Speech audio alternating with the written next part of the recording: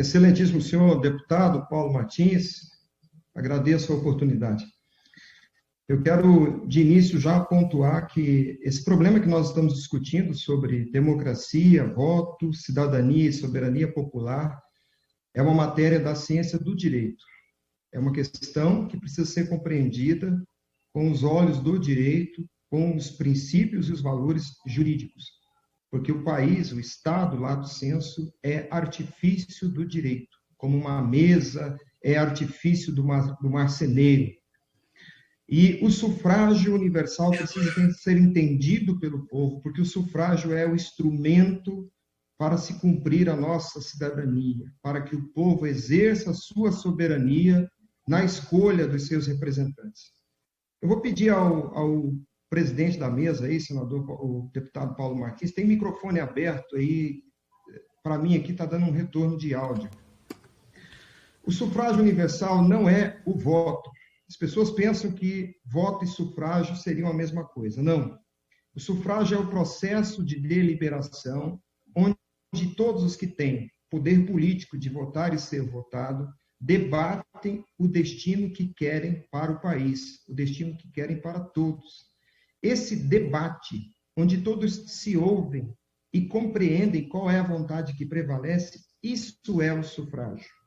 Esse momento de deliberação, esse fragor, esse barulho de deliberação. O voto é só um instrumento, é a declaração de vontade de cada indivíduo. O voto universal é universal porque se trata de uma ação coletiva, sinalagmática, onde todos os indivíduos se ouvem e compreendem tanto a legitimidade de quem vota, quanto o destino, o destinatário do voto. O voto, como manifestação de vontade soberana do cidadão, ele tem um beneficiário, que é o candidato, mas ele tem um destinatário só, que é o próprio povo. Quando eu, Felipe, voto, eu estou dizendo aos demais 140 milhões de eleitores, porque é aproximadamente o que nós temos, quando eu voto, eu estou dizendo aos outros brasileiros, eu quero esse destino para o meu país. Percebam, o destinatário do voto não é o ministro Barroso. O destinatário do voto não é o serviço eleitoral. O destinatário do voto não é nem o candidato. O destinatário do voto são os outros cidadãos. Porque quando os gregos criaram a democracia, o que eles criaram foi exatamente o sufrágio universal. O debate que os cidadãos gregos faziam na ágora, na praça grega. E o sistema brasileiro é absolutamente, desde 96, absolutamente antidemocrático, antirrepublicano e inconstitucional. Porque o ato administrativo de colher e processar os votos deve ser público, porque o voto não é secreto. Se o voto fosse secreto, não haveria apuração da eleição. O que é secreto é o exercício do voto, porque a privacidade do exercício do voto garante a liberdade de escolha. Mas a apuração do voto deve ser pública, porque eu, cidadão, em razão da cláusula pétrea do voto direto, devo ter o domínio de concretizar o meu voto, de dar corpo ao meu voto. Mas no sistema eletrônico, eu não sei o que é feito da minha manifestação de vontade e, pior, eu não sei como ela será processada depois, porque quando eu teclo confirma, o software transforma a minha vontade num resultado e esse resultado, que não é mais o meu voto, mas o resultado da transformação, vai para o registro digital do voto. E no Brasil não há recontagem de voto. Eu quero insistir, entendam, se não há sufrágio universal, porque não há exame público de votos, nós não estamos em uma democracia. E a PEC 135, se for aprovada na redação original, ela consolidará na Constituição a contagem secreta de votos. E eu lembro aqui a lição de Stalin, importa quem conta o voto.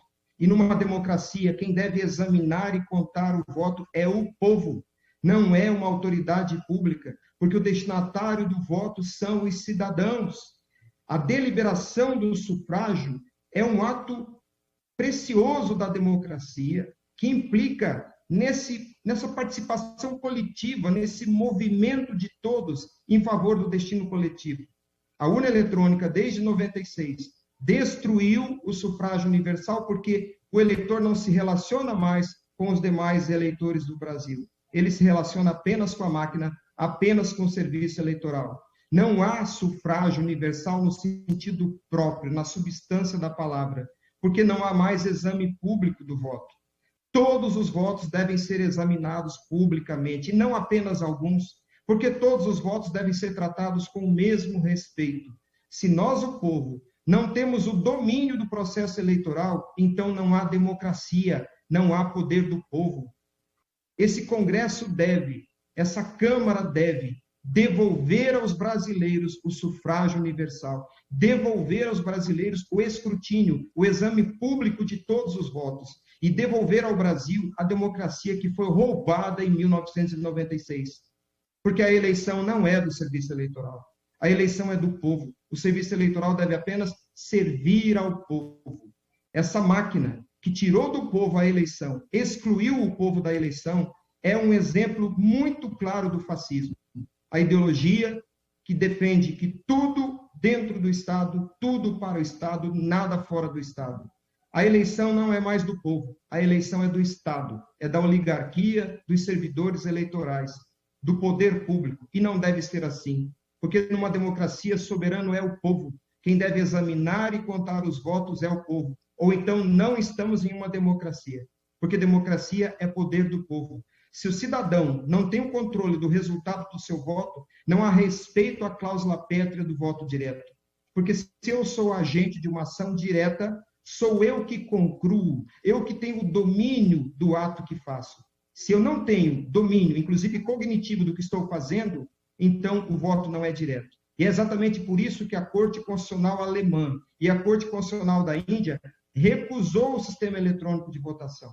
Porque o instrumento que apreende a minha manifestação de vontade, para que ela seja conhecida por todos depois, esse instrumento deve ser compreensível para mim, deve estar no meu domínio cognitivo. Sou eu que tenho que concretizar o voto, para que ele seja conhecido por todos os brasileiros depois. Por isso, a Alemanha, que domina a tecnologia de ponta, recusou a urna eletrônica.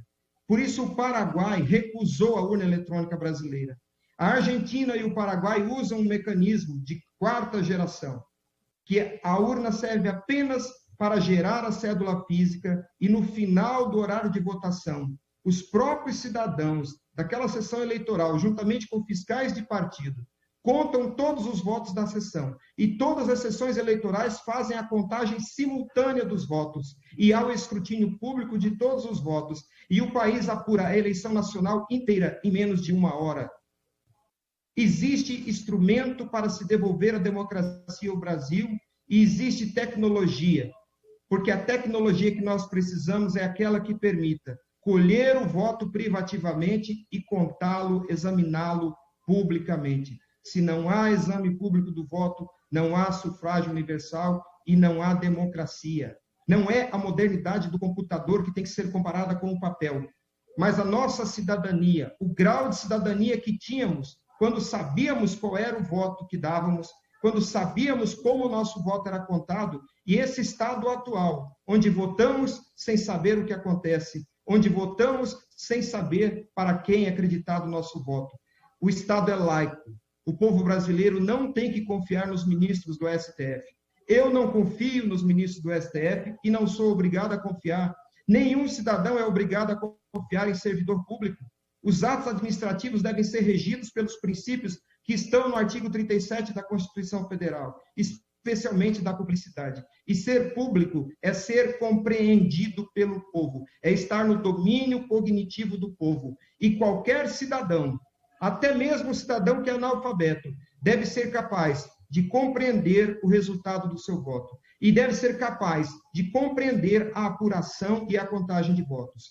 Essa PEC tem que ser corrigida para devolver ao povo brasileiro a contagem pública de votos. O momento sagrado da democracia, onde o povo sabe qual é a vontade da maioria para o país.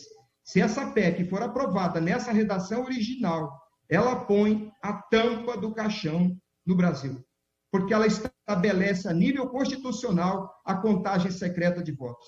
O povo reagir, porque quando o povo fala em voto impresso auditável, o povo não tem o domínio semântico do que significa auditoria. auditoria não é contagem pública de votos.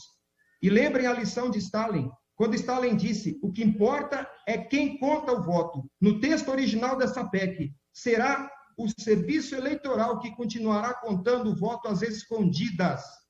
Isso não existe em democracia. Ficam pedindo prova de fraude. A fraude está na essência do ato. Na essência do ato, porque contar voto em segredo em uma democracia é fraudar a própria democracia. Num regime representativo democrático, onde o poder é do povo, o povo deve ter o domínio do processo eleitoral, a compreensão do processo eleitoral, fazer o exame público dos votos e conhecer a vontade que prevalece. A contagem secreta de votos não é democrática, não é republicana. Nós não estamos vivendo uma democracia há 25 anos, debaixo de um monte de sofismas, de mentiras, que confundem o significado das palavras, confundem a compreensão popular, como agora, por exemplo, a expressão auditável, auditoria.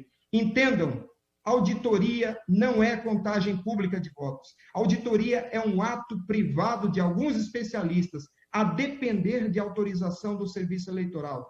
Continuaremos na mesma situação, só que muito mais grave, porque esse procedimento antidemocrático, antirrepublicano, será colocado na Constituição. Deputados, não permitam isso, porque o povo já entendeu. O povo quer contagem pública de todos os votos, quer escrutínio público, sufrágio universal. Não assinem, não assumam essa responsabilidade de enganar o povo com uma promessa de auditoria. O que o povo quer é escrutínio público. O que o povo quer é o seu país de volta. O que o povo quer é uma democracia verdadeira, onde de fato o povo seja soberano e tenha poder sobre o momento de deliberação.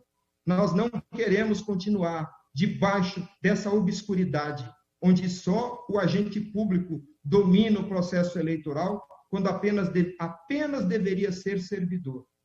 As pessoas estão sendo esclarecidas e haverá cobrança daqueles que subscreverem essa promessa de auditoria. Nós não queremos voto impresso apenas para olhar o impresso. Há uma razão de ser. Nós queremos voto impresso para que haja contagem pública de todos os votos, porque só isso é democrático. Essa é a razão, porque países que dominam tecnologia de ponta, como o Japão e a Alemanha, e inclusive a Índia, essa é a razão pela qual recusaram o sistema eletrônico de votação. Essa é a razão porque o Paraguai devolveu as urnas eletrônicas que o Brasil ofereceu. Hoje, a democracia paraguaia funciona melhor do que a brasileira, porque lá os votos são contados publicamente. Nós hoje votamos como se votava na República Velha, há 100 anos atrás. Em 96, houve um retrocesso na nossa cidadania, um retrocesso de 60 anos, porque voltamos a um momento anterior à década de 30. Entendam, o que nós precisamos é do nosso exercício soberano de cidadania, não é da comparação do papel com o computador. O que devemos comparar, como éramos cidadãos até 96 e como somos cidadãos hoje. Cidadãos que votam e são obrigados a ter fé no serviço público num Estado que é laico, num país que é laico. Eu, cidadão, ao votar, sou obrigado a ter fé em um dos 11 ministros do STF. Isso é exigir demais.